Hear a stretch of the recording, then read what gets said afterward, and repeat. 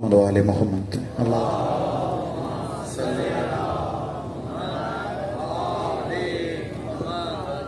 نعرہ تکبیر، نعرہ رسالت، حسینیت۔ ہر ابتدا سے پہلے ہر انتہا کے بعد، ہر ابتدا سے پہلے ہر انتہا کے بعد ذات نبی بلند ہے، ذات خدا کے بعد۔ دنیا میں احترام کے قابل ہیں جتنے لوگ، میں سب کو مانتا ہوں مگر مصطفیٰ کے بعد۔ قتل حسین اصل میں مرگ یزید ہے، اسلام زندہ ہوتا ہے ہر کربلا کے بعد۔ قبلہ مولانا سید عارف حسین کاظمی صاحب۔ محمد وآل محمد بلندر صلوات۔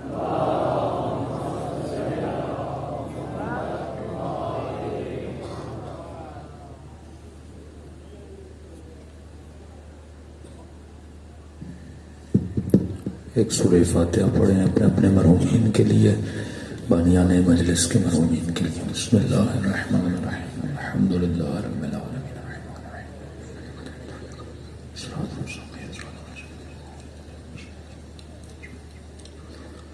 ربنا تقبل منا انک انت السمیع العلیم۔ صلوات پڑھے محمد وآل محمد۔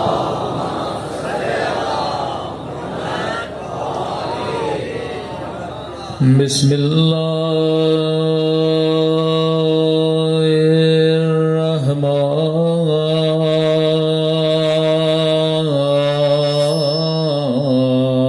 الرحیم،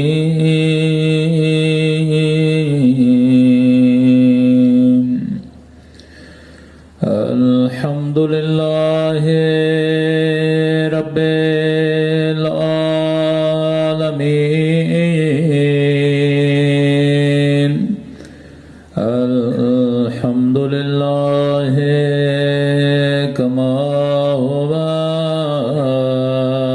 أهله،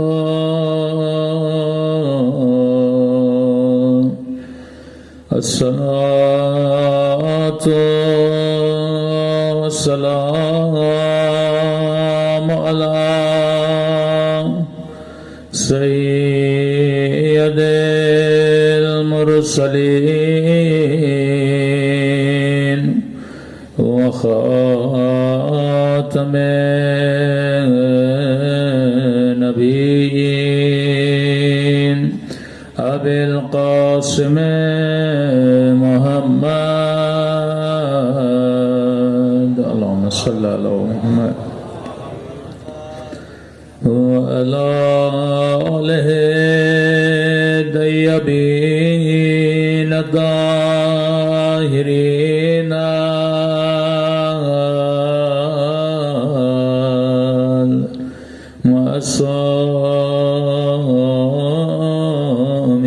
المعصومین۔ دعا امام زمانہ سب مل کے۔ اللہم کل ولیک حجت ابن الحسن صلواتک علیہ وعلی فی هذه الساعة وفي كل ساعة وليا وحافظا وقائدا وناصرا ودليلا وعنا حتى تسكنه أرضك طوعا وتمتعه فيها طويلا برحمتك يا أرحم الراحمين۔ صلوات پڑھیں محمد۔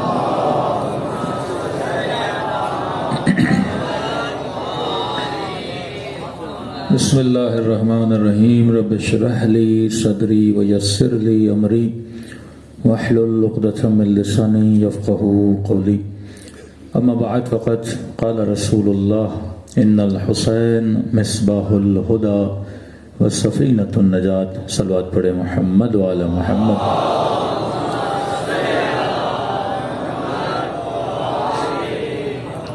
دعا ہے پروردگار عالم ہم سب کی عبادتوں کو اپنی بارگاہ میں قبول فرمائے اور جس مقصد زندگی اور حیات کی خاطر یہاں پہ جمع ہوئے خدا ان مقاصد میں بھی ہم سب کو کامیابیاں نصیب فرما دے. کل بھی مختصراً آپ کی خدمت میں عرض کیا کہ اگر مسلمان قرآن کے اصولوں پر چلے تو مسلمانوں کے درمیان جتنے جھگڑے ہیں وہ جھگڑے ختم ہو جائیں. دیکھیے ایک لفظ ہے قانون، لو. اب قانون الہی ہو، بندہ عمل کرے گا تو آخرت میں سکون سے جیے گا. اگر قانون مدنی ہو، دو طرح کے قوانین ہوتے ہیں. ایک قانون جو اللہ بناتا ہے وحی کے ذریعے سے، انبیاء کے ذریعے سے، اہل بیت کے ذریعے سے ہمیں بتاتا ہے کہ اگر اللہ کے قانون پہ عمل کرو گے دنیا میں بھی سکون ہے، آخرت میں بھی سکون ہے. ایک قانون ہے مدنی. مدنی کا مطلب وہ قوانین جو انسان بناتا ہے، اس پر بھی اگر انسان عمل نہ کرے تو انسان کے معاشرے میں مختلف مسائل پیدا ہوتے ہیں. مثلاً ٹریفک نے رولز بنائے. اب کئی لوگ پوچھتے ہیں مولانا ہم ریڈ لائٹ کو توڑنا حلال ہے یا حرام ہے؟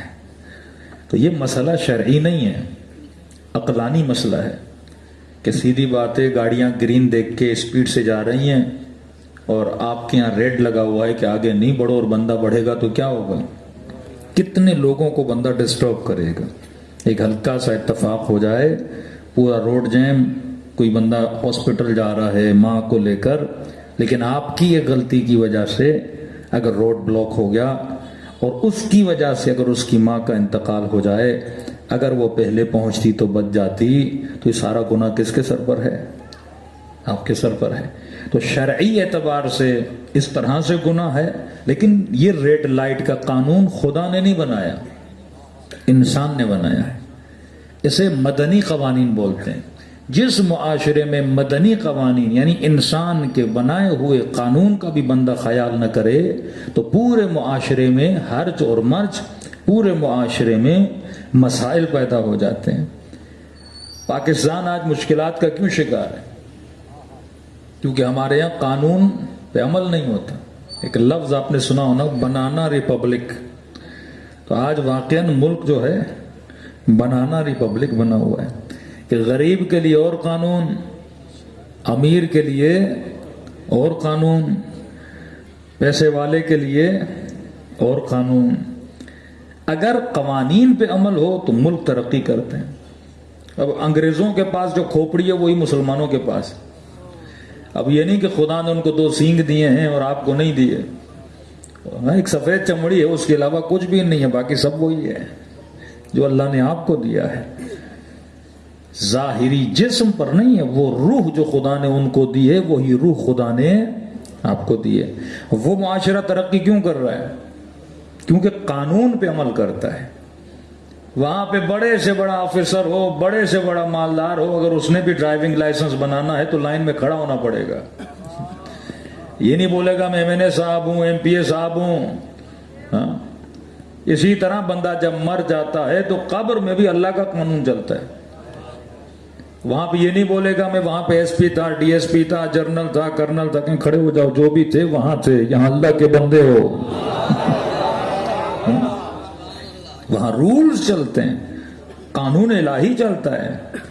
دنیا میں جب آپ رول توڑتے ہو تو ملک تباہ ہوتا ہے. یہاں جب رول توڑتے ہو تو معاشرے میں ترقی نہیں ہوتی. کافر ہے پر رول کو فالو کرتا ہے تو ملک کیا کر رہا ہے؟ ترقی کر رہا ہے. اسی طرح الہی قوانین ہیں. جب خدا قانون بنا دیتا ہے، اب یہ نہیں کہ بندہ بولے مثلا میں نبی کا رشتہ دار ہوں، میں نبی کا ساتھی ہوں، میرا یہ رشتہ ہے تو اللہ مجھے کیا کر دے، اس رشتے کی وجہ سے معاف کر دے گا نہیں۔ اللہ کا قانون ہے، قانون سب کے لیے برابر ہے۔ اگر قرآن کے اصولوں پر عمل کرو گے تو دنیا میں بھی کامیابی ملے گی، آخرت میں بھی کامیابی ملے گی۔ تو میں نے کہا اب یہ سارے مسلمان آپس میں بیٹھے اصول طے کریں کہ بھائی نہ تیری نہ میری بات چلے گی اصول کی، بڑے سے بڑے کا آپس میں اختلاف ہو، چھوڑ دو بڑا کون ہے، یہ دیکھو جو کہہ رہا ہے وہ قرآن کے مطابق ہے کہ نہیں ہے۔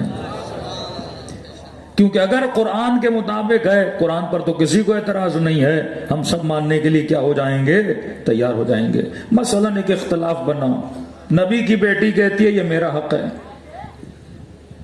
سامنے بھی صحابی ہیں، بزرگ شخصیت ہیں، وہ کہتا ہے نہیں میں نے نبی سے سنا تھا کہ انبیاء کا کوئی وارث نہیں ہوتا، نہ ہم کسی کے وارث بنتے ہیں نہ ہمارا کوئی وارث ہوتا ہے۔ اب یہ اصول میں نے کہاں سے ڈھونڈنا ہے، اس حدیث کو میں نے کس کے ساتھ اپنانا ہے کہ نبی کی بیٹی کہے کہ میں نہیں مانتی اس حدیث کو، اور وہ جناب کہے کہ نہیں حدیث ہے، تو اب اس حدیث کو کس کے ساتھ دیکھنا ہوگا، قرآن کے ساتھ دیکھنا ہوگا کہ واقعاً انبیاء وارث ہوتے ہیں یا نہیں ہوتے۔ اب جو قرآن اصول بتائے اسے مسلمان کیا کرے، مانے۔ اب جس کی غلطی ہے اسے مسلمان کیا کرے، ایکسپٹ کرے۔ قرآن نے اصول بنایا کہ اللہ کی لعنت ہے ظالموں پر، یہ اصول قرآن ہے، ظلم جو بھی کرے گا اللہ کہتا ہے میں نے آٹومیٹک لعنت رکھی ہوئی ہے، خود آ کے گرے گی اس کے سر پہ۔ اب بندے بھیجیں نہ بھیجیں، میری لعنت کا اتنا اثر نہیں ہے جتنا خدا کی لعنت کا اثر ہے۔ کچھ رولز ہیں جو پروردگار عالم نے بنائے ہیں، جس طرح آپ کی پوری باڈی کے اندر خدا نے کیا بنایا ہے، رول بنایا ہے۔ بندے کو پیاس لگے گی میسج آئے گا پانی پیو، بھوک لگے گی میسج آئے گا کھانا کھاؤ۔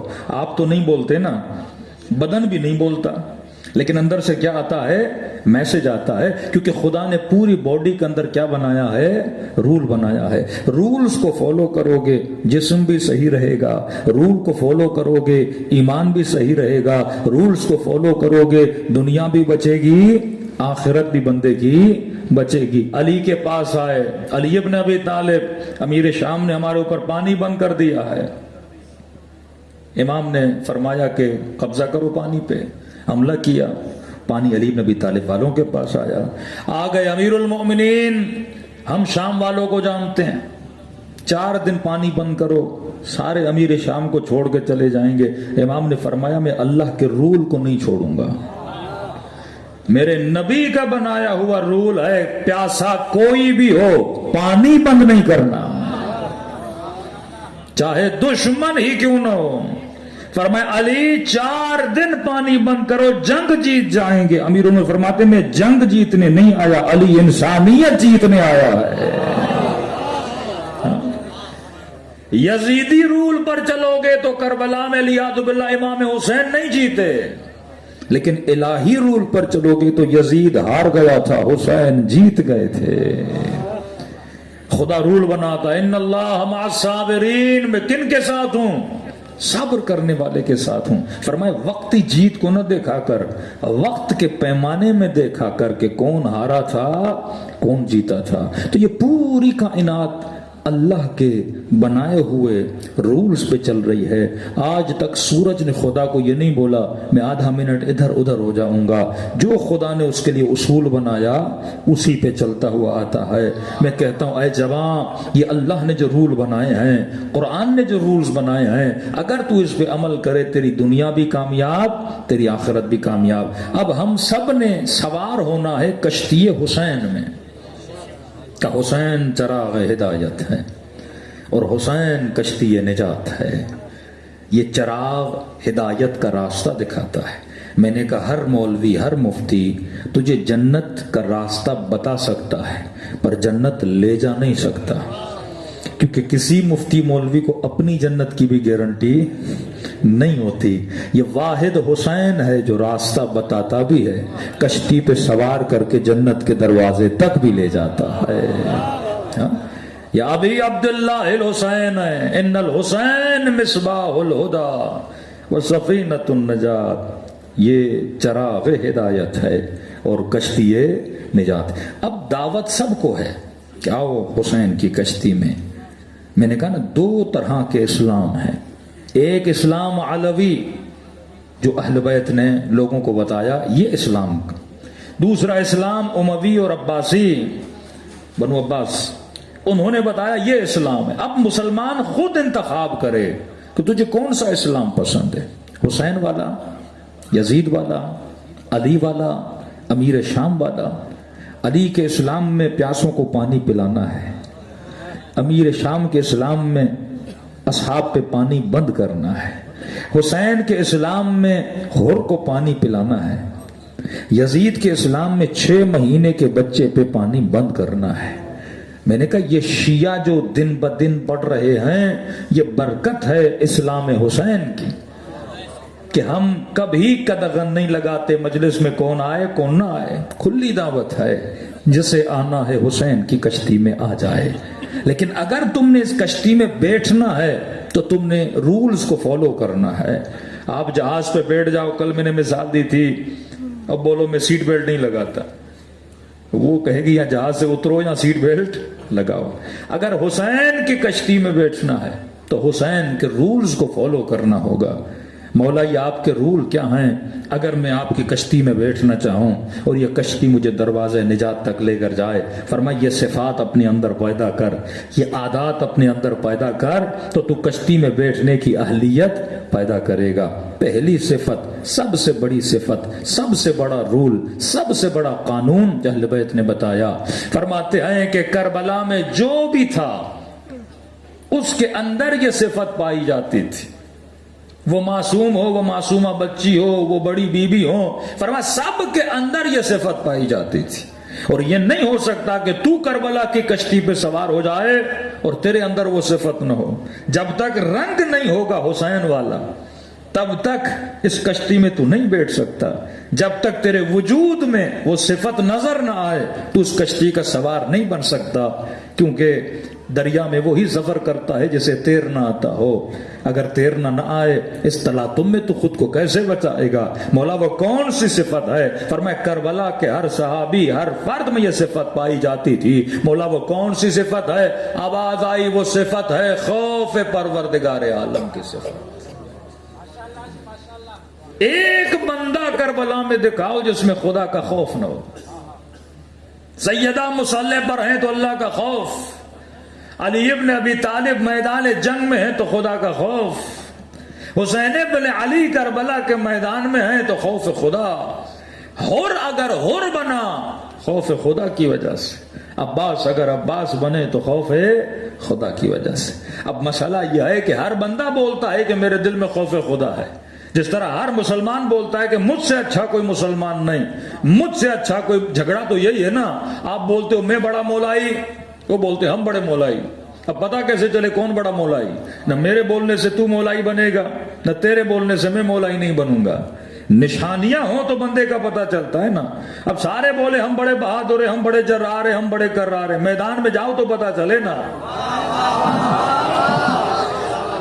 تیرے اور میرے کہنے سے تو کوئی بہادر نہیں بنتا, میدان عمل میں پتا چلتا ہے کہ بندہ کتنا بہادر ہے. بندہ بولے میں بڑا سخی ہوں, بھائی سخاوت کر تو تیرا پتا چلے نا تو کتنا سخی ہے. صفات سے, کردار سے, رفتار سے پتا چلتا ہے. دعویٰ تو ہر بندہ کر سکتا ہے نا. فرمایا نہیں, دعوے دار نہیں. اگر کہہ رہا ہے کہ میرے وجود میں خوف پروردگار عالم ہے, میرے معصومہ فرماتے ہیں اس کے وجود میں 5 نشانیاں ہونی چاہیے. اگر یہ نشانیاں ہیں تو خوف خدا ہے, اگر یہ نشانیاں نہیں تو خوف خدا نہیں ہے. جس طرح خطبہ شخشقیہ ہے, خطبہ متقین ہے, امیر المومنین فرماتے ہیں نا اگر صاحب تقوی ہے تو یہ صفت ہونی چاہیے, اگر صاحب موالی ہے میرا تو یہ صفت ہے تو ہے. فرمایا اب دعویٰ سب کریں کہ ہمارے اندر خوف خدا ہے. اگر خوف خدا ہے تو سب سے پہلے تو اپنے اندر دیکھ, تیرے اندر ان 5 صفات میں سے کتنی صفات ہیں. مولا پہلی صفت کیا ہے؟ فرمایا جو بھی بندہ یہ دعویٰ کرے کہ میرے اندر خوف خدا ہے, پہلے یہ دیکھے کیا وہ پروردگار عالم کو ناظر مانتا ہے کہ نہیں, کیا وہ اللہ کی آنکھ پر ایمان رکھتا ہے کہ نہیں. ٹنڈولا یار میں کوئی اچھے سے اچھا گھر بنایا جائے اور آپ کو بولا جائے اس میں دنیا کے ہر قسم کی آسائش، آرام، حلال حرام ہر چیز ہے، جو تیرا من کرے عیاشی کرنے کا کر، فری میں سب کچھ پرووائڈ کیا جائے گا۔ اب بندہ نوجوان ہے کہ جو دل کرے کر، اس گھر میں سب کچھ ہے، کھانے کی، پینے کی، گھومنے کی، پھرنے کی چیزیں، ایک ہفتہ فری میں اس گھر میں ہر چیز تجھے ملے گی۔ اب بندہ دل میں سوچے گا یہ کروں گا وہ کروں گا، مینیو دیا جائے گا اس کو، لیکن یہ بولا جائے کہ اس گھر کے اندر 36 کیمرے بھی لگے ہیں، تو جو کرے گا ریکارڈ ہوگا، اور ریکارڈ نہیں ہوگا صرف ٹنڈولا یار کی کیبل پہ دکھایا بھی جائے گا 24 گھنٹہ تو کیا کر رہا ہے، کیا پی رہا ہے، کیا پی رہا ہے، کہاں پھر رہا ہے، ہاں کس کے ساتھ باتیں کر رہا ہے، جو کچھ کر رہا ہے، کس کے ساتھ مل رہا ہے، سارا دکھایا جائے گا۔ میں کہوں خدا کی قسم ہے، ایک ہفتہ جو بھی بندہ اس کمرے کے اندر جائے گا، گھر کے اندر جائے گا، اس سے بڑا کوئی متقی نہیں ہوگا۔ یہ کس وجہ سے متقی بنا؟ کیمرے کی وجہ سے، کہ لوگ دیکھ رہے ہیں، لوگوں کے سامنے بندہ جتنا شریف ہوتا ہے، کہ 24 گھنٹہ کیمرے ریکارڈ کر رہے ہیں، کیمرے کی خوف کی وجہ سے باتقوا بنا۔ سوال یہ ہے جتنا تیرا اس کیمرے پر ایمان ہے، کیا اتنا رب کی آنکھ پر ایمان ہے کہ نہیں؟ جو بھی جوان، جو بھی مومن خوف خدا رکھتا ہے، معصوم فرماتے ہیں پہلی نشانی یہ ہے کہ بندہ اللہ کی آنکھ پر ایمان رکھے۔ عین اللہ ناظرہ، کہ خدا کی آنکھ ہمیشہ تجھے کیا کر رہی ہے، دیکھ رہی۔ بھئی جادو کی چھڑی تو نہیں نا سلمان بن گیا، ابو ذر بن گیا، یہ رولز ہیں۔ ابو ذر نے، سلمان نے، مقداد نے، قمبر نے، مالک نے ان رولز کو فالو کیا کہ مالک اگر تیرے دل میں خوف خدا ہے، خوف خدا کی یہ نشانی ہے، علانیہ و سرا، ظاہر میں بھی، چھپتے ہوئے بھی، لوگوں کے سامنے بھی، تنہائیوں میں بھی، ایک چیز یاد رکھنا، اگر تیرے دل میں خوف خدا ہے تو ہمیشہ اللہ کو ناظر مان، کہ میں کہیں بھی ہوں میرے رب کی آنکھ مجھے کیا کر رہی ہے، دیکھ رہی ہے۔ جب رب کی آنکھ پہ ایمان آ گیا تو بندہ آٹومیٹیکلی نیک بنے گا کہ نہیں بنے گا؟ مثلا ایک بچہ ہے 24 گھنٹہ اس کا والد اس کے ساتھ، وہ بچہ نیک ہوگا کہ نہیں ہوگا؟ اور مثال دوں، میں نے کہا ہم بہت مٹیریل لوگ ہیں، ہم کربلا جاتے ہیں، امام کے ذریعے کے سامنے بیٹھتے ہیں، میں نے دیکھا کوئی قرآن پڑھ رہا ہے، کوئی زیارت پڑھ رہا ہے، کوئی نماز پڑھ رہا ہے، میں نے کہا الحمدللہ مومنین کتنے نیک ہیں۔ لیکن یہی مومن جب حسین کے ذریعے سے نکل کے ہوٹل پہ جاتا ہے، کیا ویسا ہوتا ہے؟ ہوٹل سے نکل کے واپس ٹنڈولا یار آتا ہے، ویسا ہوتا ہے؟ کیوں؟ کیونکہ ہم حسین کو صرف وہاں تک مان رہے ہیں جہاں تک حسین کی زری نظر آئے۔ یہ مومن تب تک مومن ہے جب تک خانہ خدا کے سامنے کھڑا ہے، اور جیسے کعبۃ اللہ سے دور ہوتا ہے، اپنے وطن آتا ہے تو کیا سمجھتا ہے، خدا مجھے نہیں دیکھ رہا۔ مجلس حسین میں آتا ہے تو یہ سمجھتا ہے کہ اس محفل میں اہل بیت مجھے دیکھ رہے ہیں، لیکن جب مجلس سے باہر جاتا ہے تو اس آنکھ پر اس کا ایمان کم پڑ جاتا ہے۔ ورنہ خوف خدا کی پہلی نشانی یہ ہے کہ بندہ ہمیشہ اللہ کو کیا مانتا ہے، ناظر مانتا ہے۔ یہ عقیدہ اگر امت کا مضبوط ہو جائے نا کہ میرا رب عالمین ہر جگہ مجھے دیکھ رہا ہے، وہ بندہ کبھی بھی خطا نہ کرے۔ ہور کیوں بنا؟ حسین نے بیدار کیا نا ہور کو، اور بیدار ہو جا۔ یہ نہیں کہ تیرا رب صرف یہاں دیکھ رہا ہے، اور قیامت میں بھی تجھ سے سوال کیا جائے گا کہ بتا میرے حسین نے تیرا کیا بگاڑا تھا۔ کہتے ہیں کہ ایک چرواہا بکریاں چرانے صحرا چلا گیا، کچھ نوجوان بھی گھومنے گئے، صبح سے شام تک گھومے پھرے، اب جوان تھے، بھوک لگی ان کو، دیکھا چرواہے 700-800 بکریاں ہیں، کہ چرواہے ایک بکری دے دے، پیسے تجھے دیتے ہیں، ذبح کر، بنائیں گے، کھائیں گے، کباب بنائیں گے، تو بھی کھا، ہم بھی کھائیں گے۔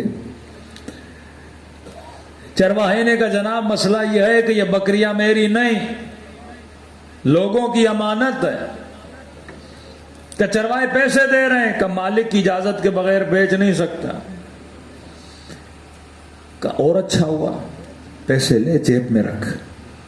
800 بکریاں ہیں, مالک کو کیا پتا کہ ایک بکری بیچ سے کیا ہو گئی, گم ہو گئی. ہوتا ہے نا, آپ کسی مالک کے نوکر ہو, اس نے 8-9 لاکھ دی اور آپ نے کہا 1000 نکالوں, کیا ہوتا ہے؟ مالک کو کیا پتا میں نے 1000 نکالا ہے کہ نہیں نکالا. بندہ دودھ بیچنے جائے, کہا 1 پاؤ پانی ملاؤں گا, اسے کیا پتا میں نے پانی ملایا کہ نہیں ملایا. ہاری جو کسان جو زمینداری کرتے ہیں, مالک نے کلر کی بوریاں دی, 1 بوری ادھر کر دی, کہ مالک کو کیا پتا میں نے مال ادھر کیا یا ادھر کیا. کہ مالک کو کیا پتا 800 بکریاں ہیں, تو 1 ادھر ادھر کر دے, وہ تھوڑی گنتے ہیں ڈیلی بیسس پر. اس نے کہا نہیں, دیکھو اگر گن لیا تو پھر کہ اس کا بھی حل ہے ہمارے پاس. اگر گن بھی لیں تو بول دینا کوئی بھیڑیا آیا تھا, بکری کو کھا کے چلا گیا. ہم جب چوریاں کرتے ہیں نا تو 100 جواب بناتے ہیں. یہاں پہ پھنسا تو بولوں گا یہ, یہاں پہ پھنسا تو بولوں گا یہ. دیر کیوں کی؟ باپ نے کہا بیٹا دیر سے کیوں آئے گھر؟ دوست کا ایکسیڈنٹ ہو گیا تھا. ہاں. کہاں تھے اتنی دیر؟ کسی کی مدد کرنے گیا تھا. میں نے ہر چیز کے لیے کیا بنایا ہوا ہے؟ ایک جواب بنایا. اپنی چوریوں کو چھپانے کے لیے 100 جواب بناتے ہیں ہم. کب بوڑھے اگر پتہ نہیں چلے گا, پتہ چل گیا تو بول دینا بھیڑیا کھا گیا, پیسے جیب میں رکھ لو. بوڑھے نے کہا بارک اللہ فیکم, بہت خوب, شاباش, بڑے تیز ہو, بڑے ہوشیار ہو, تم نے ہر چیز کے لیے جواب بنایا ہوا ہے. پتہ نہیں چلے گا, پتہ چلا تو بھیڑیا کھا گیا. کہا ایک سوال کا جواب دو, پھر میری بکری لے جاؤ. کہ کون سا سوال؟ کہ یہ بتاؤ فَأَيْنَ اللَّهُ. سب کا جواب تو نے ڈھونڈ کے رکھا ہے, اگر میرا رب مجھ سے پوچھے تو اسے کیا جواب دوں؟ ہاں. تم نے سب کو جواب دیا, لیکن خدا کی آنکھ تو دیکھ رہی ہے نا. جب خدا پوچھے گا تم نے چوری کی, کیا میں نے اللہ کے لیے بھی کوئی جواب ڈھونڈ کے رکھا ہے کہ نہیں رکھا؟ تہران کا ایک تاجر بے انتہا متدین, مارکیٹ میں اس سے بڑا کوئی تاجر نہیں تھا. بیواؤں کو مدد کرتا, کنواروں لوگوں کی شادیاں کرواتا, یتیم پروری, راشن بانٹتا. سب لوگ جانتے تھے اس سے بڑا کوئی خیر نہیں. نماز, روزہ, حج, زکوٰۃ, خمس, ہر چیز کا پابند. یہ تاجر کہتا ایک رات میں نے خواب دیکھا, خواب کے عالم میں دیکھتا ہوں میں مر گیا ہوں, ملائکہ آ رہے ہیں میرا حساب و کتاب کر رہے ہیں. چیک کیا, ہاں بھائی نماز بھی ہے, روزہ بھی ہے, ہر چیز کا زبردست, سب چیز تیری کلیئر ہے. کہ تاجر صاحب تیرا حساب کلیئر ہے, مبارک ہو, بس اب جنت جاؤ. کہ کہاں ہے جنت؟ کہ دیکھو یہ 3-4 چھوٹی چھوٹی پہاڑیاں ہیں نا, ان کو پار کرو گے اس کے بعد کیا ہے؟ جنت ہے. اب کہتا ہے میں کاروبار کرتا تھا چنے کا, مارکیٹ میں ہول سیلر تھا, پورے ملک میں چنے کو سپلائی کرتا تھا. کہ یہ 3-4 پہاڑیاں ہیں, ان سے چڑھ لینا, اس کے بعد جنت ہے. اب کہتا ہے خوشی خوشی, حساب کلیئر ہو گیا, 60-70 سال کا حساب. کہ تو جنتی ہے, ملائکوں نے آگے بڑھ, بس 4 پہاڑیاں. میں نے کہا چھوٹی چھوٹی پہاڑیاں ہیں, 10 منٹ لگیں گے, کراس کروں گا, آگے کیا ہے؟ جنت ہے. کہتے جیسے آگے بڑھا, تعجب کا مقام یہ تھا کہ پہاڑیاں مٹی کی نہیں تھی, پہاڑیاں تھی چنوں کی. کاروبار کس چیز کا کرتا تھا؟ چنے کا. ساری پہاڑیاں کس چیز کی؟ چنے کی. کہ مٹی ہو تو بندہ پاؤں رکھے اوپر چڑھے, اب چنے کا پہاڑ ہو, پاؤں رکھوں تو پاؤں اندر. میں نے کہا پوری زندگی چڑھتا رہوں گا, پہاڑیاں کبھی پار نہیں کر پاؤں گا. بڑی کوشش کی, پسینہ پسینہ ہو گیا, لیکن پاؤں رکھوں پاؤں اندر چلا جائے. اب کیسے چڑھوں؟ چنے کے پہاڑ پہ بندہ کیسے چڑھے؟ چنا چنے پہ نہیں رکتا, میرا پاؤں کیسے چنے پہ رکتا؟ کہتا ہے چڑھتے چڑھتے چڑھتے تھکا, اور تھکنے کے بعد آنکھ کھلی, پورا بدن پسینے میں شل, پریشان. ارے نماز قضا نہیں, روزہ قضا نہیں، واجبات ادا کیے، نہ زہرا کا مقروض ہوں، نہ خدا کا مقروض ہوں، نہ بندوں کا مقروض ہوں، یہ کیا معاملہ تھا کہ تو پاس سے جنت میں چلا جا، لیکن پہلے ان پہاڑیوں کو پار کر، اور پہاڑیاں ہیں چنے کی، سوچنا اور غور و فکر کرنا شروع کر دیا، کہیں تم نے غلطی تو نہیں کی، کہیں تم نے بیچنے میں کرنے میں کوئی مسئلہ تو نہیں کیا۔ فوراً دکان پہ گیا، شاگردوں سے پوچھا، یہ بتاؤ بندے خدا، کبھی تم نے کسی کے پیسے لے کے ایسا تو نہیں تم نے واپس نہیں دیے؟ کہا نہیں استاد جی، یہ دیکھیے ساری کاپیاں، یہ سارا حساب کتاب، ہم جانتے ہیں آپ بڑے سخت ہیں، واللہ ہم نے کسی کا ایک پیسہ نہیں کھایا۔ پھر دوسرے شاگرد کو بلایا، میں نے ایسا خواب دیکھا، یہ بتاؤ کبھی تم نے کوئی گڑبڑ تو نہیں کی؟ ایک شاگرد نے بولا استاد جی کوئی بڑی نہیں، چھوٹی موٹی ہم کرتے ہیں۔ کیا مطلب چھوٹی موٹی؟ کہ دیکھیے جب چنے بیچنے ہوتے ہیں نا، ان کو ہم پانی لگاتے ہیں، کا زیادہ نہیں، 100 گرام 1 کلو میں وزن پانی کا ہوتا ہے، پیسے 1000 گرام کے لیتے ہیں، چنے ہوتے ہیں 900 گرام کے، 100 گرام کا ہوتا ہے پانی۔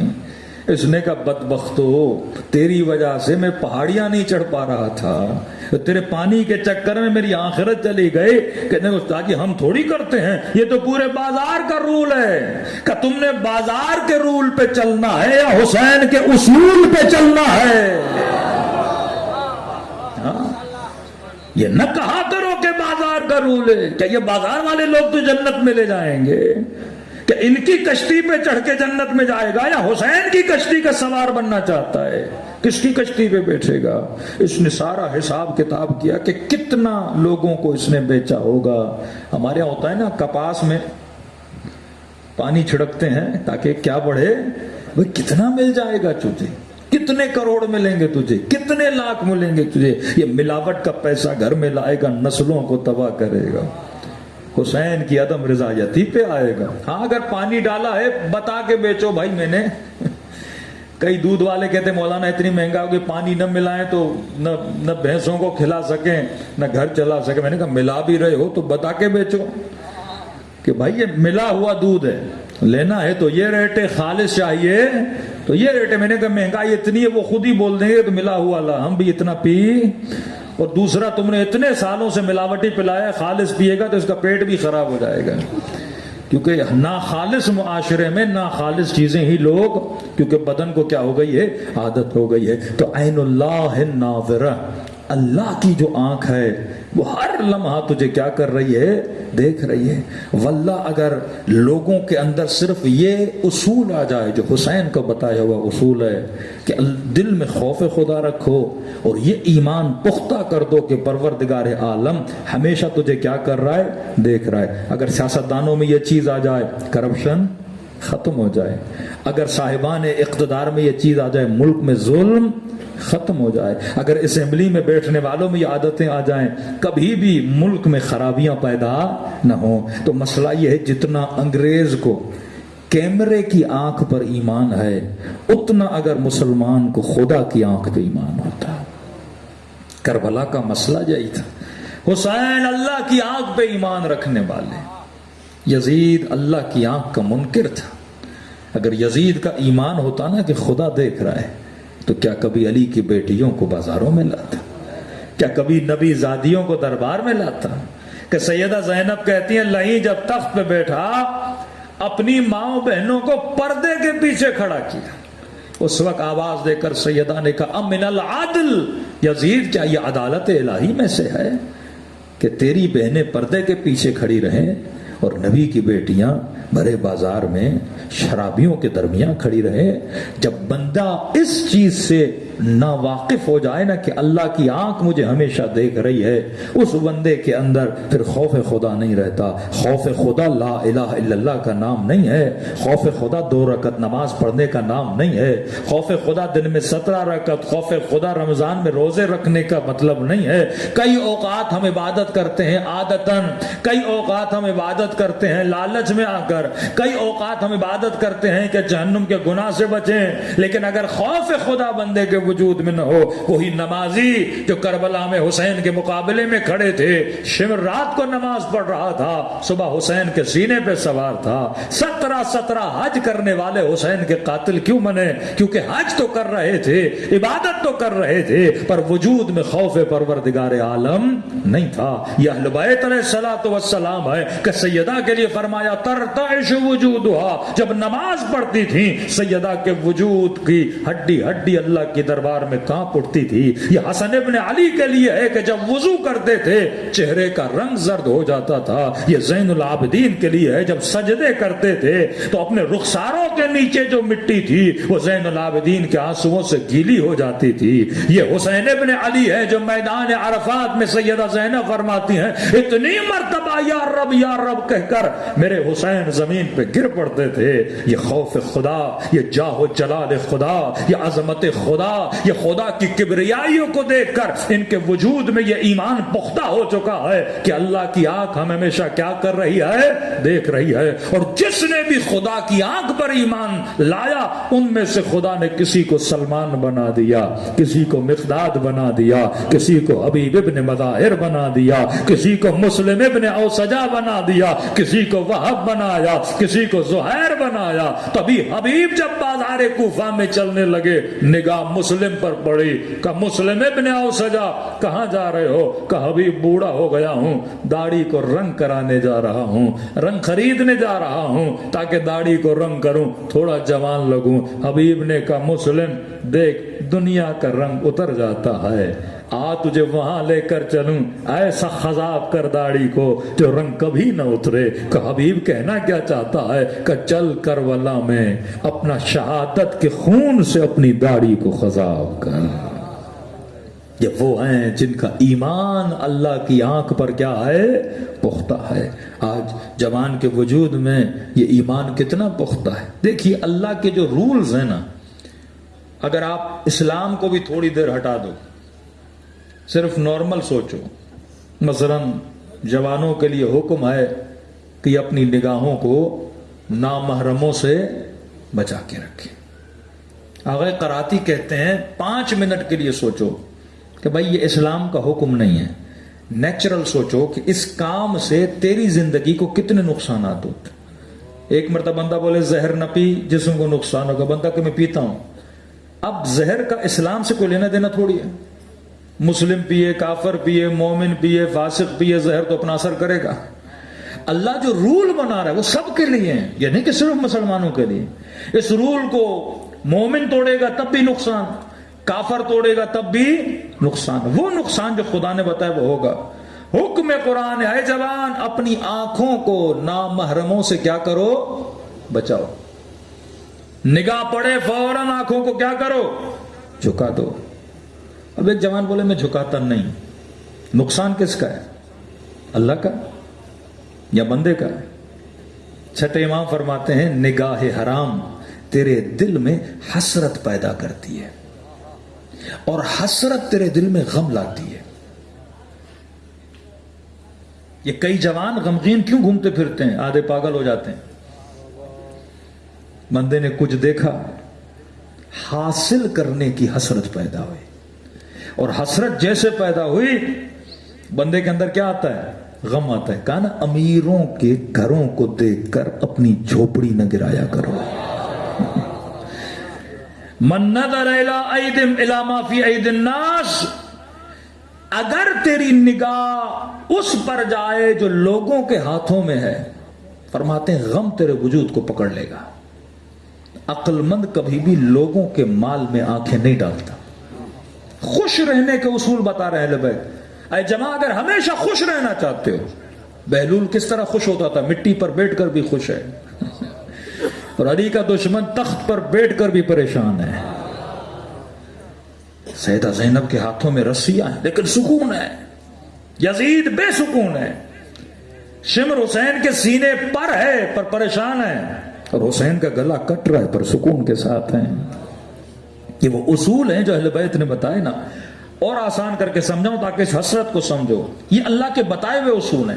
اصول پہ عمل کرو کہ زندگی سکون سے گزرے گی. خوشی کے ساتھ کچھ نہیں. فرمایا مومن کے دل پر اللہ نے سکون نازل کیا ہے. بھائی سکون جادو کی چھڑی نہیں کہ آ کے تمہارے دل پہ نازل ہو جائے, نہیں, اللہ کے اصولوں پہ عمل کرو گے سکون تیرے دل میں آٹومیٹیکلی آتا جائے گا.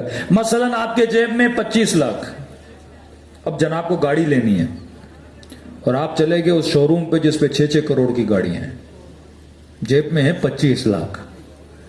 اب دوست نے کہا گاڑی لینی ہے, کہا نہیں چلو اس بڑے شو روم پہ چلتے ہیں, 5 کروڑ کی گاڑی, 4 کروڑ کی گاڑی, 3 کروڑ کی گاڑیاں. اب جیب میں تو ہے نہیں, دیکھے جا رہا ہے, حسرت پیدا ہوتی جا رہی ہے, یہ بھی اچھی ہے, اس پہ بھی چڑھوں, اس پہ بھی چڑھوں. اب دوست نے کہا چھوڑ دیں ان چیزوں کو, تو اسی طرف چل جو تیرے جیب کی اوقات ہے. اب آیا اس شو روم پہ جتنے میں اس کو گاڑی لینی تھی. اب 25 لاکھ میں الٹو لے گا یا گلٹس لے گا؟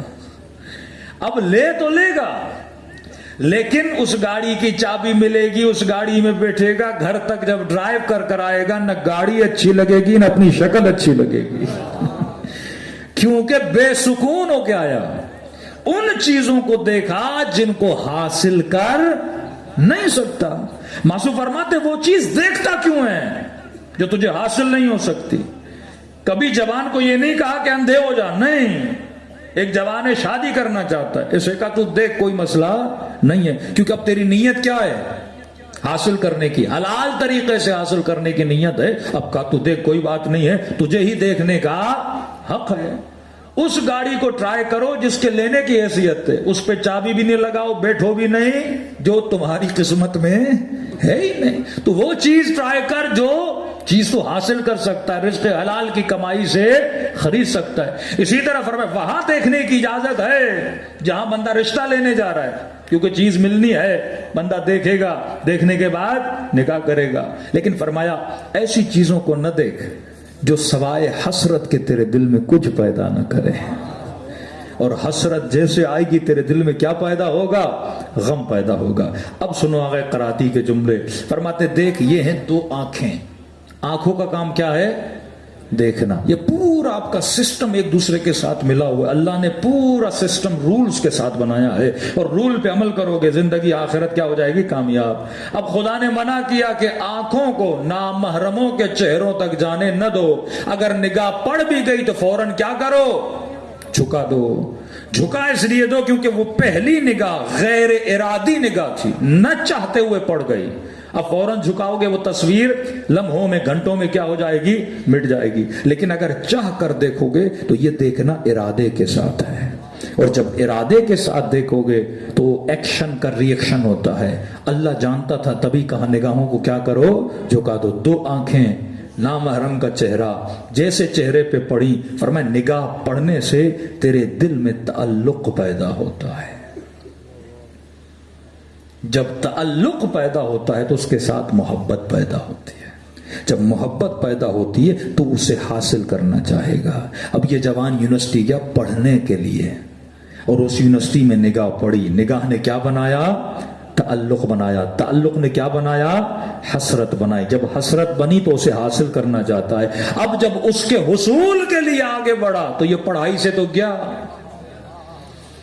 ٹینشن, پڑھائی ختم, فوکس ختم. جب پڑھائی کر نہیں پائے گا, ڈگری صحیح نہیں ملے گی تو یہ جاب سے گیا, اور جب جاب گئی اس کا سارا فیوچر کیا ہو گیا؟ تباہ ہو گیا. ایک نگاہ حرام نے اس کی زندگی کو تباہ و برباد کر دیا. اگر اسی وقت علی کے فارمولے پہ عمل کرتا. کئی ایسے جوانوں کو میں یونیورسٹی میں پڑھنے گئے تھے, نشائی ہو کے باہر نکلے. پڑھنے گئے تھے, بدماش ہو کے باہر نکلے. پڑھنے گئے تھے, کسی نامحرم کے چکر میں اپنی زندگی کو تباہ ہو برباد کر دیا. اس خاتون کی زندگی بھی تباہ, وہی پڑھائی سے گئی, اس کی زندگی بھی تباہ, پورا سیمسٹر تباہ, اس کا فیوچر کیا ہو جائے گا؟ تباہ و برباد ہو جائے گا. اب سننا معصوم کا جملہ. معصوم فرماتے شیطان کم سے شروع کرتا ہے پر کم پہ راضی نہیں ہوتا. کہ مولانا ایک جواب دینے میں کیا ہے؟ میں نے کہا وہی جواب تیرے دامن کو آگ لگا دے گا. بات ایک بات سے شروع ہوتی ہے, پھر پیکیجز ختم نہیں ہوتے. بات ایک سلام سے شروع ہوتی ہے، بات ایک نگاہ سے شروع ہوتی ہے، بات ایک میسج سے شروع ہوتی ہے، پر بندہ اس دلدل میں اتنا پھنستا جاتا ہے کہ خسر دنیا والآخرہ۔ اب کہے کہ علی مجھے بچاؤ، علی کی آواز آئے گی کیا میں نے اصول نہیں بتایا تھا کہ شروع میں خود کو بچا لے بندہ خدا۔ ہر چیز کے ایکشن کا ری ایکشن، نگاہ پڑے گی تو محبت ہوگی، نگاہ پڑے گی تو تعلق ہوگا، تعلق ہوگا تو کشش ہوگی، کشش ہوگی تو پیچھے جائے گا، پھر تیری زندگی کیا ہو جائے گی؟ پیسہ تباہ، سکون تباہ، زندگی تباہ، نوجوانی تباہ ہو جائے گی، یہاں تک کہ تو اپنا اور اپنے گھر والوں کا سکون تباہ کر دے گا اگر اصول امیر المومنین پہ نہیں چلے گا۔ میں بارہا کہہ چکا، ابن ملجم بہترین قاری تھا کہ عمر نے اسے بھیجا سعد کے پاس فارس میں کہ میں اپنا بہترین قاری بھیج رہا ہوں، اسے گھر بھی دینا، پیسے بھی دینا۔ لیکن جب مصلی عبادت پہ کھڑا ہوا، اللہ اکبر، نگاہ پڑی کتا ماں پر، نگاہ جھکائی نہیں، اس نے روک کے رکھی۔ 7-8 مرتبہ اس نے نماز توڑی۔ وہ جو قاری تھا، لوگوں کو قرآن پڑھاتا تھا، دیکھ کر سورہ حمد بھول جاتا تھا۔ یہ نگاہ بڑی خطرناک ہے۔ فرمایا سہم من سہام شیطان، شیطان کے تیروں میں سے ایک تیر ہے۔ امپورٹ ہوتی ہے چیزیں آنکھوں کے ذریعے۔ دل میں محبت کیسے ہو؟ دیکھے گا تو ہوگی نا، سنے گا تو ہوگی نا، قلب تو اندر ہے نا، باطن میں۔ ظاہر کیا ہے؟ آنکھیں ہیں۔ ظاہر کیا ہے؟ کان ہے۔ انہی چیزوں کے ذریعے محبت جاتی ہے۔ اچھا گھر دیکھا، گھر کی محبت ہوئی، اچھی گاڑی دیکھی، گاڑی کی محبت ہوئی، اچھا بندہ دیکھا، بندے کی محبت ہوئی، اچھی تصویر دیکھی، تصویر کی محبت ہوئی۔ تبھی فرمایا اپنی آنکھوں کو حلال چیزوں میں انوالو کر، حسین کی زری کو دیکھ تاکہ حسین کی محبت ہو، اللہ کے قرآن کو دیکھ تاکہ اس کے کلام کی محبت ہو، علی کی نہج البلاغہ کو دیکھ تاکہ علی کے علم کی محبت ہو۔ جن چیزوں میں آنکھوں کو انوالو رکھے گا، ان چیزوں کی محبت تیرے دلوں میں کیا ہوتی جائے گی؟ داخل ہوتی جائے گی۔ تو فرمایا یہ اصول ہیں، اصول کو فالو کرے گا، دنیا بھی کامیاب، آخرت بھی کامیاب۔ صلوات پڑھے محمد و آل محمد۔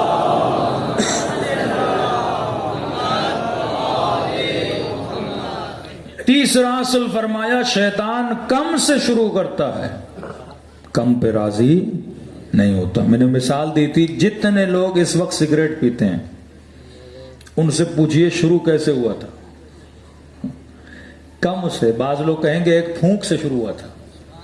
ہاں، دوست نے کہا ایک پھونک مارنے سے کیا ہوتا ہے؟ ایک پھونک تو ہے، ہاں، وہ ایک پھونک آج 3-4 پیکٹ پہ بندہ پہنچ گیا۔ ہاں، جن کو گٹکے کی عادت ہے، سپاریوں کی عادت ہے، سارے آپ چیک کر لو، سب کہاں سے شروع ہوئے تھے؟ کم سے۔ شیطان کم سے شروع کرواتا ہے، کم پہ راضی نہیں ہوتا، وہ زیادہ سے زیادہ تک تجھے کیا کرتا ہے؟ لے جاتا ہے۔ لیکن یہ خدا کا کمال ہے، کم سے بھی راضی ہو جاتا ہے۔ اللہ یہ نہیں کہتا کہ تو پتہ نہیں ایک بالٹی میری دربار میں آ کے توبہ کے آنسو بہا، کہتا نہیں، مچھر کے پر کے برابر بھی پلکیں گیلی ہو جائیں میں رب راضی ہو جاتا ہوں۔ اور نے 2 جملے کہے، حسین کائنات کا سب سے بڑا خطا کار تیری دربار میں معافی مانگنے آیا ہے۔ حسین کیا ہو گئے؟ راضی ہو گئے۔ تو آج معاشرے میں جس چیز کی کمی ہے، لوگ اللہ کی آنکھ پر ایمان نہیں رکھتے۔ سنا ہے نا آخری زمانے میں دجال آئے گا، ایک آنکھ والا ہوگا اور سارے لوگ اس کی آنکھ سے ڈریں گے۔ آج جتنا ہم پولیس سے دوسری چیزوں سے ڈرتے ہیں، اتنا خدا کا ڈر ہے، اتنا خدا کا خوف ہے۔ اسے چھٹے ماں فرماتے ہیں اگر بندہ خدا کے خوف میں ہے نا، آیا مولا میں گناہ کرنا نہیں چاہتا لیکن کیا کروں، گناہ کی عادت ہے۔ امام نے فرمایا اگر ماں کی آنکھیں تجھے دیکھیں، اس کے سامنے گناہ کرو گے کہ مولا نہیں، کہا ان کی آنکھیں دیکھیں جو تیری عزت کرتے ہیں، بڑا مولوی صاحب ہے، بڑا ذاکر ہے، بڑا مومن ہے، بڑا ظاہر ہے، بڑا کربلائی ہے، ان کے سامنے کرو گے کہ مولا نہیں۔ کہا جن کی تو عزت کرتا ہے ان کے سامنے کرو گے کہ مولا نہیں۔ کہا اگر 7 سال کے بچے کی آنکھیں دیکھیں، اس کے سامنے خطا کرو گے، گناہ کرو گے، کہتے مولا نہیں. یہ شخص کہتا ہے جب کہا نا نہیں تو کہتے میرا چھٹا امام رونے لگا. امام کی آنکھوں سے آنسی جاری ہوئے کہ مولا خطا ہوئی تو معاف کر. یہ ایسا کیا کہا جس کی وجہ سے آپ کا دل دکھا ہے؟ امام نے کہا تیری سمجھ نہیں آتی، 7 سال کے بچے کی بھی عزت ہے، کیا میرے رب کی عزت اتنی نہیں کہ تو بچے کے سامنے خطا نہیں کرتا، لوگوں کے سامنے خطا نہیں کرتا، کیمرے کے سامنے خطا نہیں کرتا؟ کیا اللہ کی آنکھیں نہیں ہیں؟ تو یہ کہنا اور ہے میں اللہ کو مانتا ہوں، لیکن توحید کا مطلب یہ ہے اتنا عقیدہ راسخ ہو کہ بندہ یہ ایمان کامل رکھے کہ ہر لمحہ میرا پروردگار عالم مجھے کیا کر رہا ہے، دیکھ رہا ہے. غفلت زندگی کا حصہ ہے، لیکن فرمایا اللہ نے نماز بھی اسی لیے واجب کی ہے کہ تو مسجد میں آئے، کم از کم اللہ کے گھر میں یہ اندر تیرے احساس پیدا ہو کہ میرا رب مجھے کیا کر رہا ہے، دیکھ رہا ہے. پھر وہ تجھے حسین کی مجلس میں بلاتا ہے تاکہ یہاں تجھے احساس ہو میرا خدا مجھے کیا کر رہا ہے، دیکھ رہا ہے. آیت اللہ فلسفی جب ایران کے گاؤں میں گئے، اہل سنت کا گاؤں تھا، اور ان کو بولا کہ معاشرے میں برائیاں پھیل گئی ہیں، تم لوگ تبلیغ کیوں نہیں کرتے؟ امر بالمعروف نہیں عن المنکر، برائیاں بتاؤ لوگوں کو، اچھائیوں کی طرف راغب کرو. یہ سارے اہل سنت کے 8-9 مولانا بیٹھے ہوئے تھے، اور آغا فلسفی کہتے ہیں انہوں نے آدھا گھنٹہ میری تقریر سنی، اور جب مجلس تقریر میں نے ختم کی تو انہوں نے کہا آپ ساری باتیں صحیح کر رہے ہیں. ایک عالم اہل سنت اٹھا، کہنے لگا آغا فلسفی تیری ساری باتیں صحیح ہیں کہ معاشرے میں گناہ پھیل گیا، ہم تبلیغ کیوں نہیں کر رہے؟ کہ ہم مجبور ہیں. کس بات پہ؟ آغا فلسفی لوگ آتے ہی نہیں ہیں. زیادہ سے زیادہ ہم اہل سنت کو اگر مجمع ملتا ہے تو جمعے کی نماز میں، اس میں جو کچھ بولنا ہے ہم کوشش کرتے ہیں لوگوں کو بتاتے.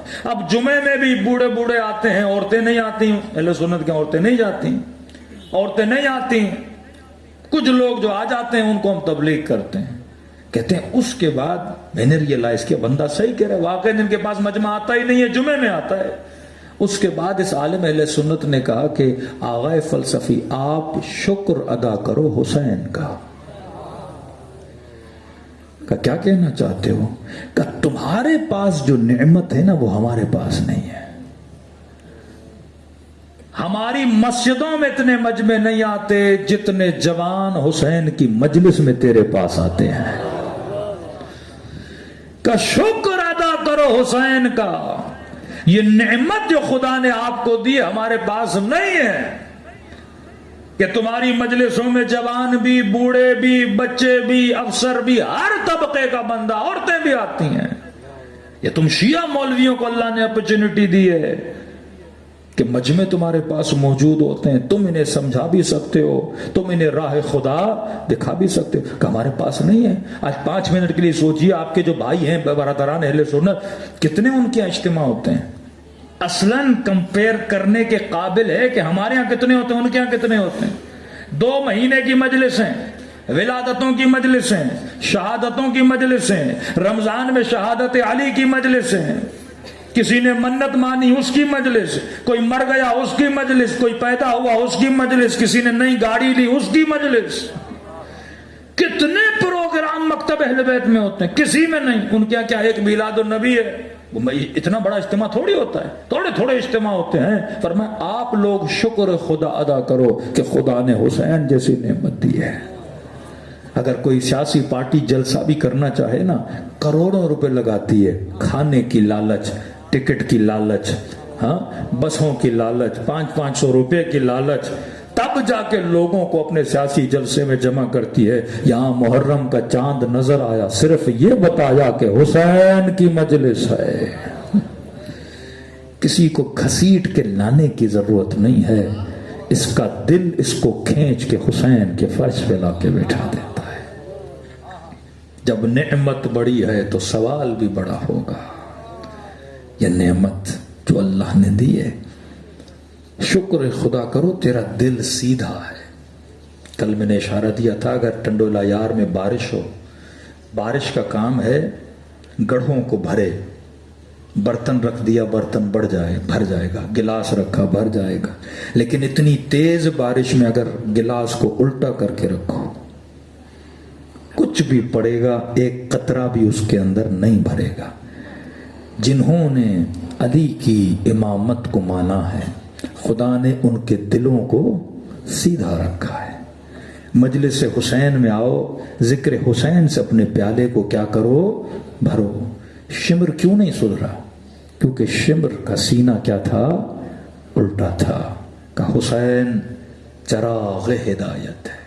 کل میں نے نمک کی مثال دی تھی، نمک نمکینی کسی سے نہیں لیتا، اس کی ذات کے اندر نمکینی ہے۔ کبھی یہ روایتیں سن کے پریشان نہ ہوا کرو کہ حسین شمر کو ہدایت دے رہے، حسین کا کام ہی ہدایت دینا ہے، اس کی ذات میں ہدایت۔ بعض لوگ پریشان ہو جاتے ہیں، شمر کو مولا سمجھا رہے تھے، شمر کو، بھائی یہ حسین ہے، تو نہیں ہے، یہ حسین ہے۔ علی نے کیسے مدد کی؟ جو علی کا کام ہی ہدایت دینا ہے، علی کا کام ہی رستہ دکھانا ہے۔ کوئی بھی پوچھے علی سے، علی کا کام رستہ دکھانا ہے۔ پھر بھی میری بات سمجھ میں نہیں آ رہی، مثال دے کے سمجھا رہا ہوں۔ پانی کا گلاس لو بھائی، یہ پانی ہے، پانی کا کام کیا ہے؟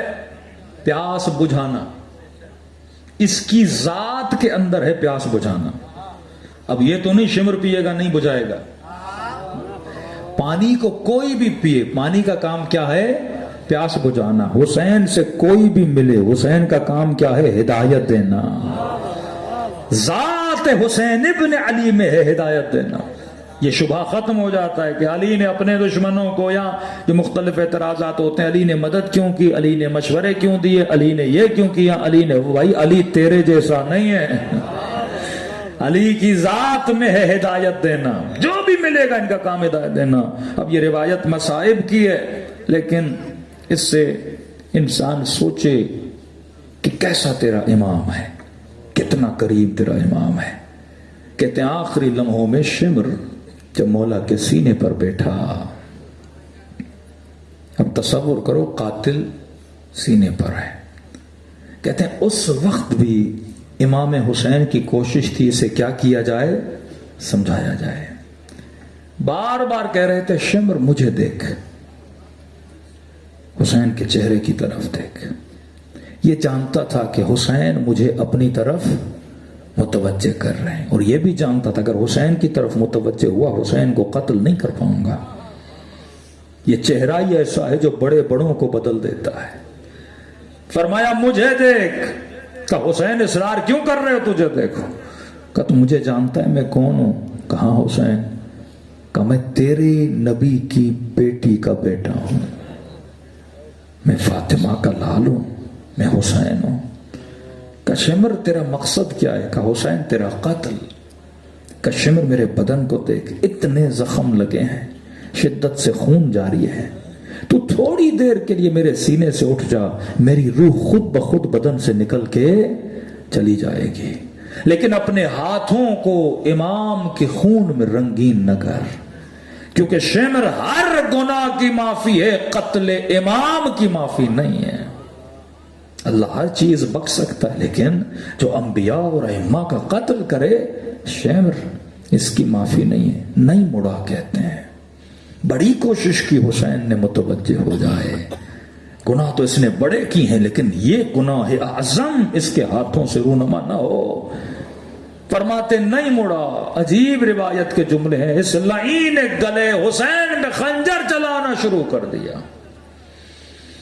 کہتے ہیں جب خنجر چلایا تو خنجر چل نہیں رہا تھا۔ یہاں پہ ایک اور معجزہ کیا میرے آقا نے، چیخ کے کہنے لگا کہ حسین میں گلا کاٹ رہا ہوں، گلا کٹتا کیوں نہیں؟ کہ شمر یہ وہ جگہ ہے جہاں میرے نانا نے بوسا دیا تھا، یہ وہ جگہ ہے جہاں میری اماں زہرا نے بوسا دیا تھا۔ شمر تیرا خنجر اس جگہ کو کاٹ نہیں سکتا۔ اب میں کیسے بتاؤں اس نے حسین کو کیسے کاٹا؟ ایک طرف کہہ رہے ہیں چہرے کو دیکھ، ایک طرف کہہ رہے ہیں گلا نہیں کٹے گا۔ پھر امام زمانہ فرماتے میرا سلام ہو کربلا کے اس شہید پہ جس کی گردن کو پیچھے سے کاٹا گیا۔ ایسا امام ملے گا جو جاتے جاتے بھی کیا کر رہے ہیں؟ ہدایت کر رہے. یہ شکر خدا ادا کرو کہ خدا نے تجھے فرش عزا حسین پہ بلایا ہے. فرش عزا کا مطلب یہ ہے کہ حسین کے اصولوں کو اپناؤ. آج کا جوان صرف اس چیز پر ایمان پختہ کر لے کہ میں کہیں بھی ہوں، کسی حال میں بھی ہوں، اللہ کی آنکھ مجھے کیا کر رہی ہے؟ دیکھ رہی ہے. دوسرا، یہ موبائلیں آپ کے جیب میں ہیں. ہاں، یہ چیک کرو کہ کتنی اپلیکیشنز ہیں تیرے موبائل میں جو گھنٹوں گھنٹوں تیرا ٹائم ضائع کرتے ہیں. وہ ٹائم جو تو نے اللہ کو دینا ہے، وہ ٹائم جو ماں باپ کو دینا ہے، وہ ٹائم جو اپنی بیوی بچوں کو دینا ہے، کون؟ اب چیک کرو. ایک جوان نے واقعاً کا مولانا آپ کے کہنے پہ میں نے چیک کیا کہ کس اپلیکیشن پہ میں کتنے گھنٹے لگاتا ہوں. ایک گیم کی اپلیکیشن تھی میری موبائل میں 3 4 گھنٹے کھیلا کرتا تھا. میں نے کہا یہ تیری دشمن ہے. شیطان انہی چیزوں سے آتا ہے. یہ تیری دشمن ہے، تجھے حسین سے دور کر دے گی. یہ موبائل کا چھوٹا سا سافٹ ویئر، میں نے کہا کل سے موبائل کو کھولو، وہ اپلیکیشنز جو تیرا ٹائم ضائع کرتی ہیں فوراً انہیں کیا کر دو؟ ڈیلیٹ کر دو. یہ ایک طرح کا شیطان ہے جو تیری موبائل کے اندر بیٹھا ہوا ہے. ایسے افراد کو بلاک کر دو جو تجھے خدا سے دور کریں، جو تجھے رسول اللہ سے دور کریں، جو تجھے حسین ابن علی سے دور کریں، جو تجھے گناہ میں حرام میں مبتلا کریں، جو تیرے کانوں کو نجس کریں، جو تیرے قلب کو نجس کریں. چھوٹا سا موبائل ہے لیکن پورے انسان کے وجود کو آج اس نے جکڑا ہوا ہے. یہ وہی دجال کی آنکھ ہے جس نے تجھے اپنی طرف کھینچا ہوا ہے. تھوڑا خود کو متوجہ کر حسین کی آنکھ کی طرف، تھوڑا خود کو متوجہ کر اس امام کی طرف جو پردے غیب میں ہے، جس کی نگاہیں آج کے جوانوں کے لیے منتظر ہیں. کہ جوان تو کہاں دیکھ رہا ہے؟ کبھی موبائل میں گم ہے، کبھی غیروں کے چہروں میں گم ہے، کبھی دنیا کی کشش میں گم ہے.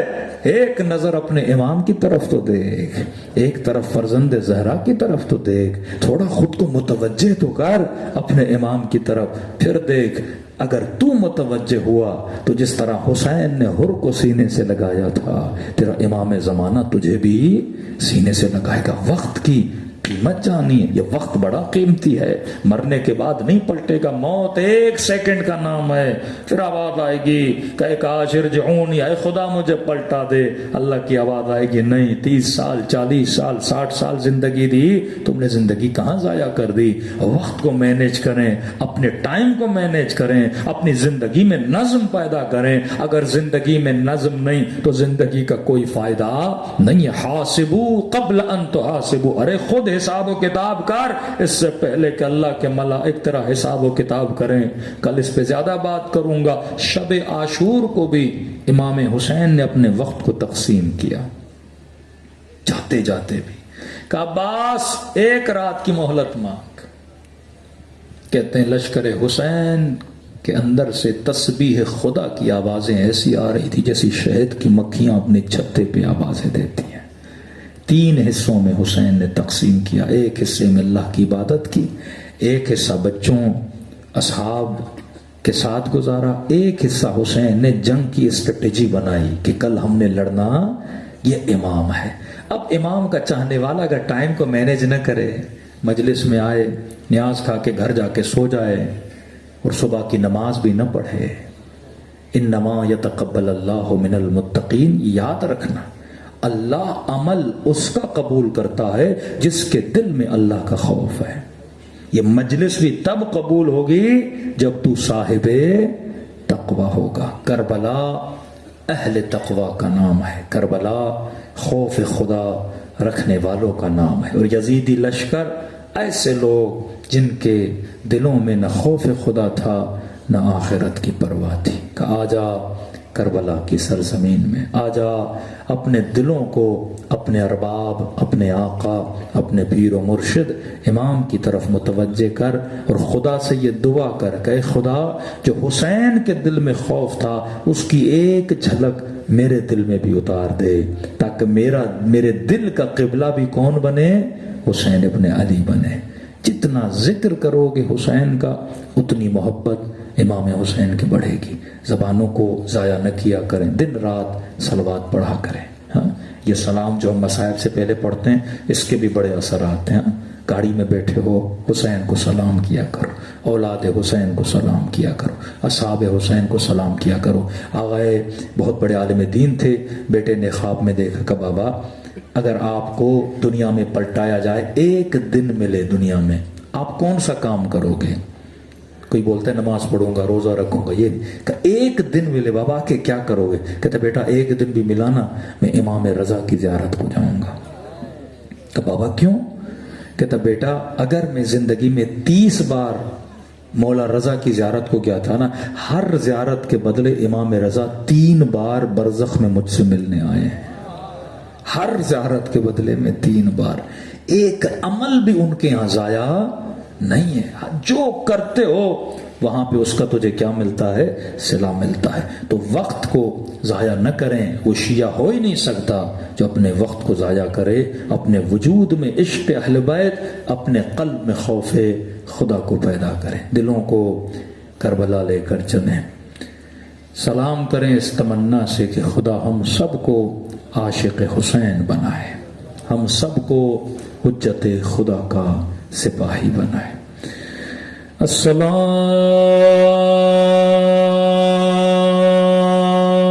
علی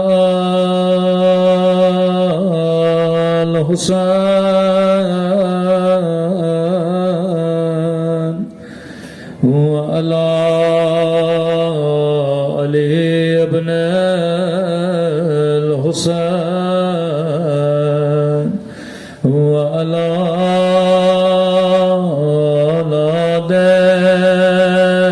حسین وعلی صحاب حسین کی صدا بلند ہو۔ السلام علی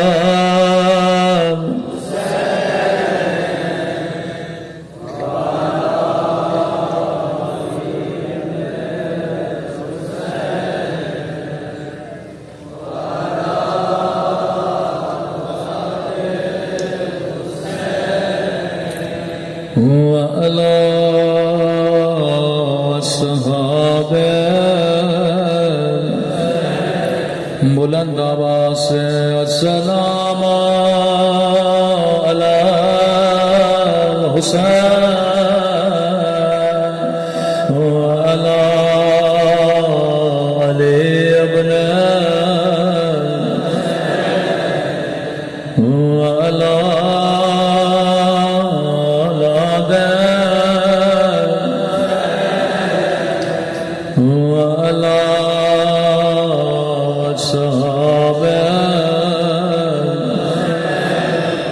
عزیزو ایسے سلام کریے جیسے زینب نے کیا،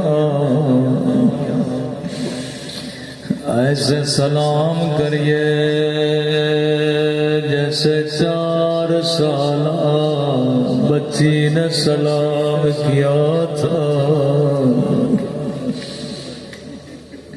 آپ مولا کو سلام کر رہے ہو لیکن آپ پیاسے تو نہیں ہو،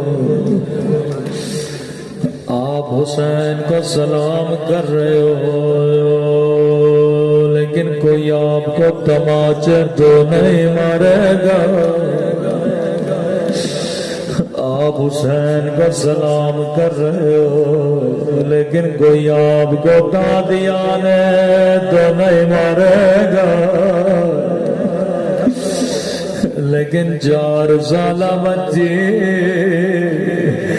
جب جب بابا کو سلام کرتی تھی کبھی شمر تماچے مارتا تھا، کبھی ظالم قادیانے مارتا تھا۔ ابھی امام حسین فرماتے شیعو جب جب پانی پیو میری سکینہ کو یاد کیا کرو، ایک ایک گھونٹ کے لیے میری بچی کا تماچے مارے گا۔ خدا کبھی اس بچی کا واسطہ رد نہیں کرتا۔ اللہ آپ سب کو شام میں ننھی سی قبر سکینہ کی زیارت نصیب کرائے۔ کئی مومنین نے کہا مولانا میں پہلے بھی سکینہ پہ روتا تھا پر اب زیادہ روتا ہوں۔ میں نے کہا اب زیادہ رونے کی وجہ کیا ہے؟ کہنے لگے مولانا پہلے اللہ نے بیٹی نہیں دی تھی، جب سے گھر میں بچی پیدا ہوئی میری سمجھ میں نہیں آتا زین العابدین پہ کیا گزرے ہوگے۔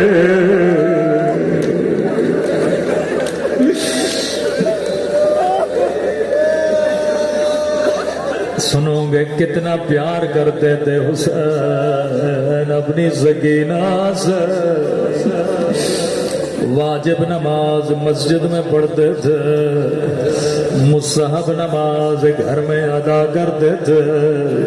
صحابی نے کہا مولا مستحب بھی مسجد میں پڑھی ہے۔ کہنے لگے اللہ نے مجھے بیٹی دی ہے، میری بچی گھر میں ننھا سا مصلی بچھاتی ہے، میرا انتظار کرتی ہے، میں نماز سکینہ کے ساتھ پڑھتا ہوں۔ مدینے سے مکہ، مکہ سے کربلا، پورے سفر میں سکینہ بابا کے ساتھ نماز پڑھتے رہے۔ جلدی جلدی سے 2 مصلی بچھاتی تھی، ایک مصلی اپنے لیے ایک اپنے غریب وطن بابا کے لیے۔ لیکن قیامت کا منظر تھا جب عصر عاشور کا وقت قریب آیا، نماز عصر کا وقت ہوا، بچی نے خیمہ میں 2 مصلی بچھائے، ایک مصلی اپنے لیے ایک اپنے غریب وطن بابا کے لیے۔ لیکن بابا آتے تو کیسے آتے؟ سکینہ نے ننھے سے ہاتھوں کو اٹھایا، دعا کر کے کہنے لگی میرے اللہ میرا پردیسی بابا، میرے بابا کی خیر، اے خدا ایک بار سکینہ کو بابا دکھا دے۔ بچی کو کون سمجھاتا سکینہ بھی بابا واپس نہیں آئے گا۔ اچانک سکینہ کو کسی کے چلنے کی آواز آئی، بچی دوڑی دوڑی باہر گئی، شاید میرا بابا آیا۔ سنو گے بچی نے کیا دیکھا؟ سکینہ نے دیکھا شمر ہے ہاتھ میں تابیا،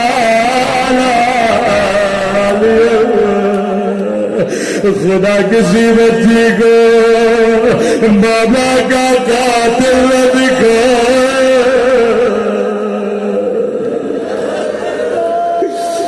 میں قربان سکینہ تیری مظلومیت میں۔ 4 سالہ بچی کو کیا پتا قاتل کیا ہوتا ہے؟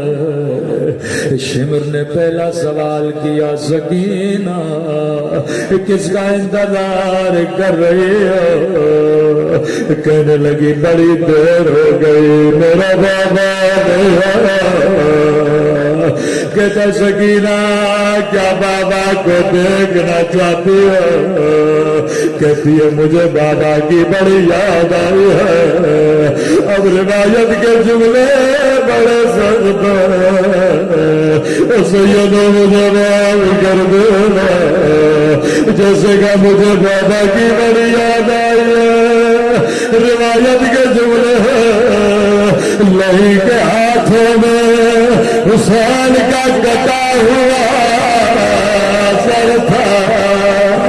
سر کو بچی کی طرف پھینک دیا شمر تیرے ہاتھ کٹ جاتے تو کبھی حسین کا سر نہ پھینکنا بچی بابا بابا کرتے بابا کے سر کے طرف دوڑے رو کے کہنے لگی میرے غریب بابا میرا دین دل کے پیاس والا بابا تیرے گردن کی رگے کس نے کاٹے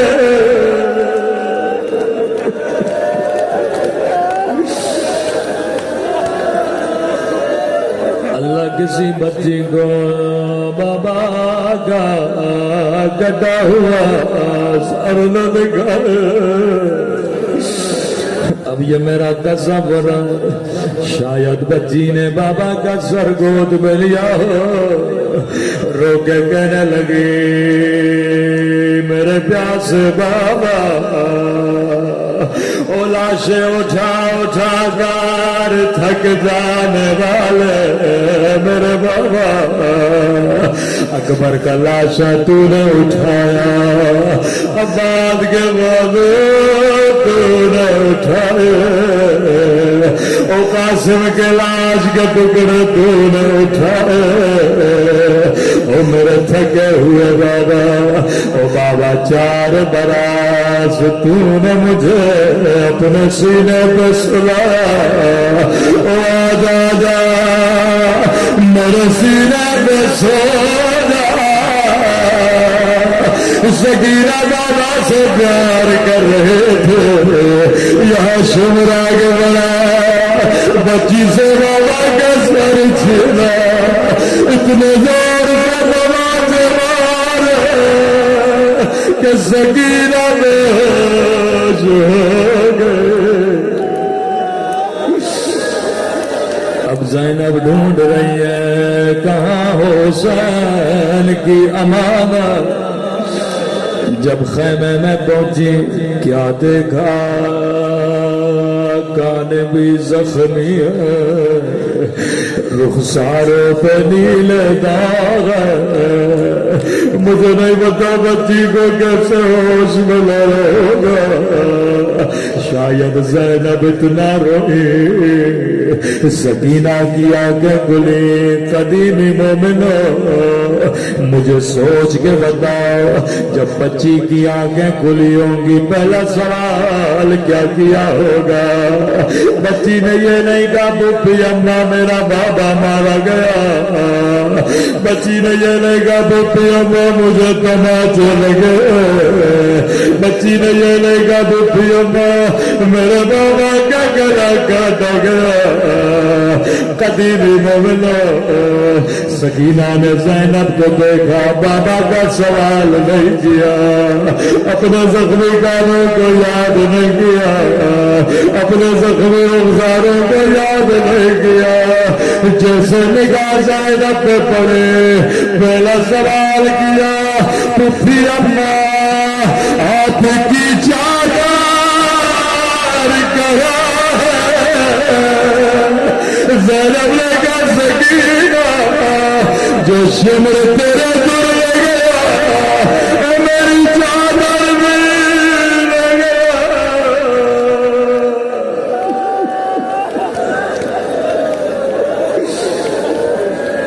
الا لعنت اللہ علی القوم الظالمین